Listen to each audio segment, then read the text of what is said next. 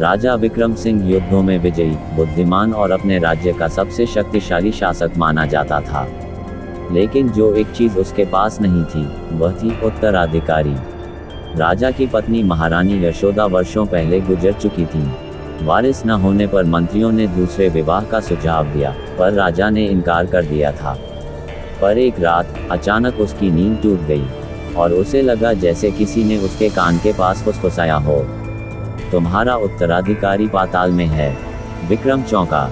कमरे में कोई नहीं था, लेकिन आवाज इतनी सच्ची, इतनी वास्तविक कि उसे लगा मानो कोई अदृश्य स्त्री उसकी सांसों के पास हो। उस रात पहली बार राजा को एक सपना आया।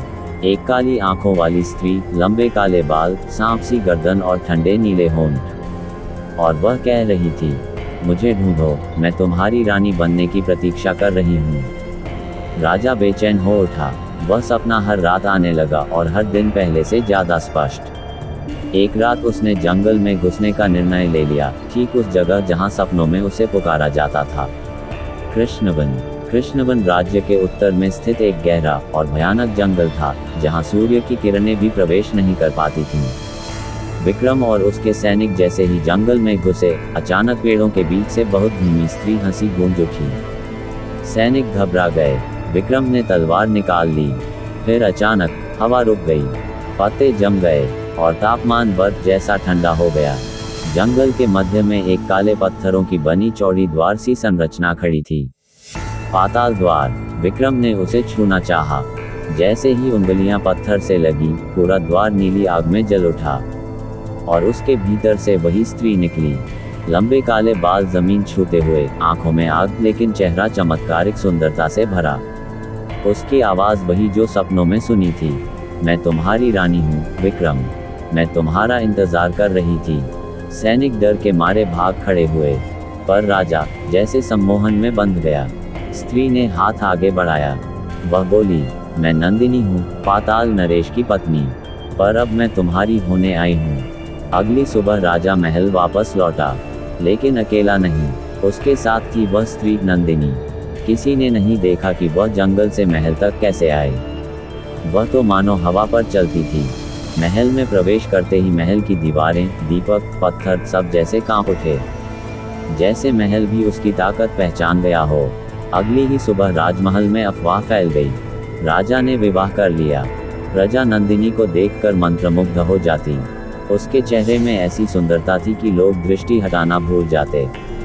पर उसकी आंखों में कुछ ऐसा था जो डराता था। रात होते ही महल में अजीब घटनाएं होने लगीं। कक्षों के बाहर से आवाज, अचानक से जलते दीपक, महल की छत पर किसी के दौड़ने की ध्वनि और रानी के कमरे से किसी पुरुष की चीखें। पर राजा पर जादू का असर गहरा था। वह कुछ भी सुनता नहीं, कुछ भी समझता नहीं। एक रात राजपुरोहित ने हिम्मत जुटाकर रानी की छानबीन की। जब वह उसके कक्ष में गया, तो जो दृश्य उसने देखा, उसकी रूह कांप गई। नंदिनी हवा में तैर रही थी। उसका शरीर लंबा होकर सांप जैसा हो चुका था, चेहरा आधा मानव आधा दैत्य, और उसके सामने एक पुराने कपड़े में लिपटा कंकाल पड़ा था। कंकाल का मुंह फटा हुआ था, जैसे उसकी आत्मा खींच ली गई हो।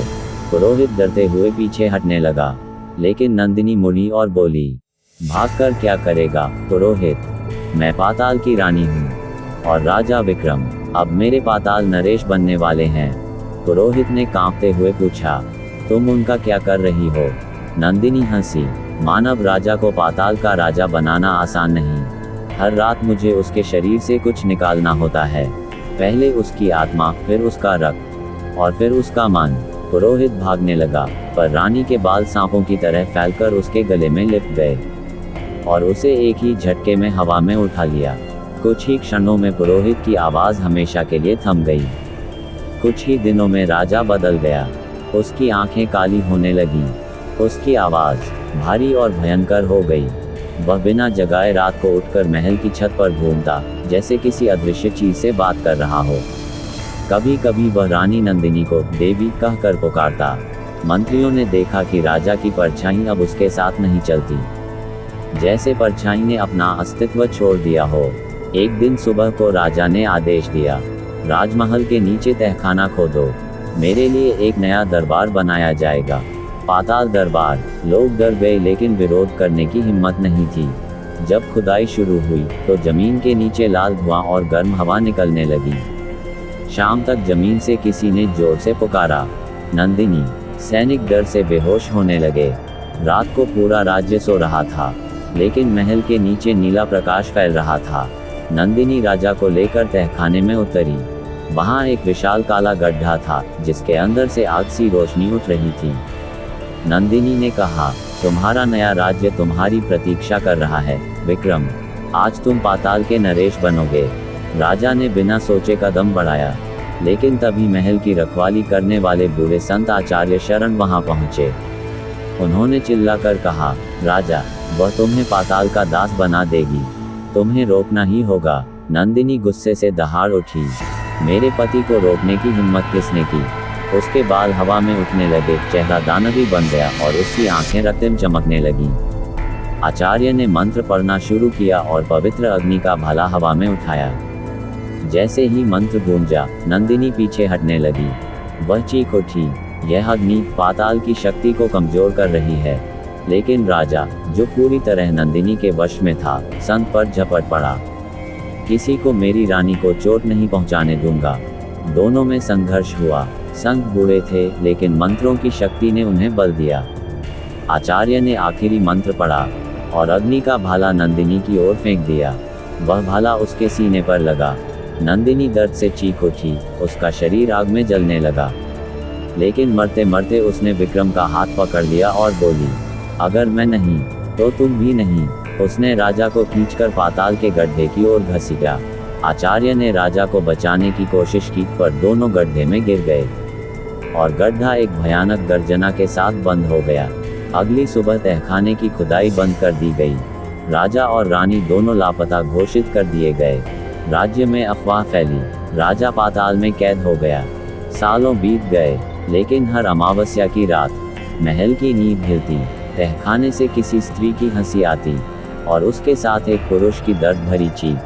लोग कहते हैं, पाताल नरेश और उसकी पत्नी अभी भी वहीं हैं, पाताल की जंजीरों में जकड़े हुए, और किसी दिन वापस आएंगे, क्योंकि पाताल की रानी ने जाते जाते कहा था, मैं लौटूंगी और इस बार पूरा राज्य मेरा होगा, केवल राजा नहीं।